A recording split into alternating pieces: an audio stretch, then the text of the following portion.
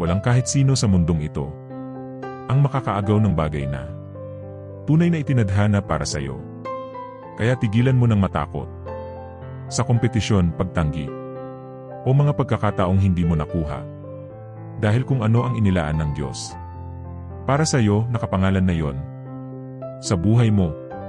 Maaaring subukan ka nilang pigilan, siraan o hadlangan ang daan mo. Pero hindi nila kayang burahin ang plano ng Diyos para sa iyo. Kapag naunawaan mo yan, iba ka ng kikilos. Mas kaunting takot, mas kaunting paghahambing, mas kaunting pamimilit. Hindi mo nahahabulin ang lahat. Dahil matututo ka ng magtiwala sa tamang oras at tamang plano. Ang para sa iyo ay darating sa iyo. Tumigil ka sa kakahabol at matutong magtiwala sa Diyos. Jeremiah chapter 29 verse 11. Sapagkat nalalaman ko ang mga plano ko para sa inyo, sabi ng Panginoon, mga planong ikabubuti ninyo at hindi ikasasama, upang bigyan kayo ng pag-asa at magandang kinabukasan.